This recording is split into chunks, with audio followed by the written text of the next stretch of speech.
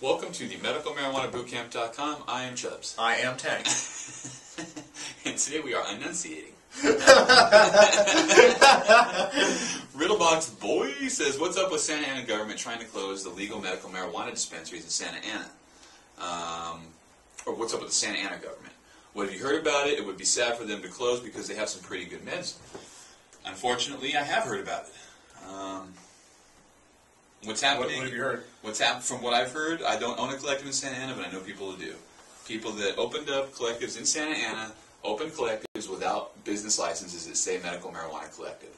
They opened their shops. I can't speak for every collective in Santa Ana. I don't know all of the owners, but the ones I do know don't have the proper paperwork. So what Santa Ana is doing is Santa Ana is catching a rep. Santa Ana is catching a reputation like Lake Forest did as being a city with a lot of medical marijuana collectives. Unfortunately, they don't like that reputation. Be it good or bad for the city, some people don't like it. This is my opinion. This is one man's opinion.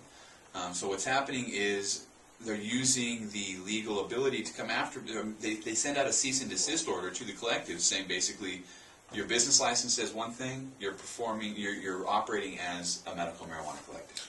Right. And you have I've heard anywhere from 10 days to a month to prepare for inspection, is what the cease and desist orders say. And the cease and desist orders, or C&Ds as they're known as, go from the city to the property owner, not to the owner of the collective. It's up to the landlord to inform the collective owner, hey, the city is now trying to do something about this. So what's happened is some people got their cease and desists a while back, shut down, other ones stayed open. And the rumor was, this is something that Santa Ana does every 3 years, don't worry about it, they're not going to enforce it. Well, they enforced it. And people that stayed open have been fined, from what I understand. I'm still working to get a third or fourth confirmation on this, but I've heard from a very reliable source that a collective got a C&D, ignored it, and has been reasonably fined.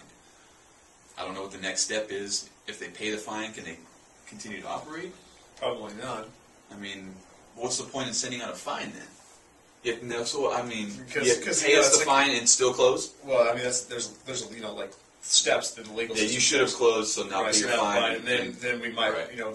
After the fine, then we can go in there with police. Yeah, we've taken step one. Right. Now that opens the door for us to do other things and be able to say, well, look, we took step one.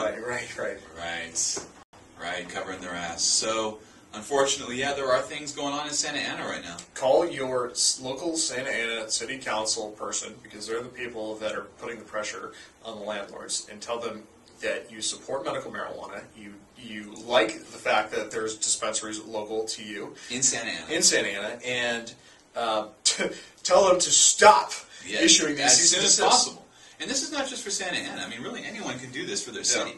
I mean, even if there's not any kind of drama in your city, you can always just make a call real quick and let people know you're in favor of medical marijuana. Mm-hmm. But in Santa Ana specifically, yeah, I mean, that as far as I know, that is exactly what's happening.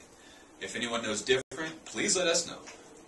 We're not dialed in all the way to the top of Santa Ana by any means. So if you guys have any information, let us know, and we'll do the same as soon as we get some more. For the boot camp, I'm Chubbs. I'm Tank. Peace.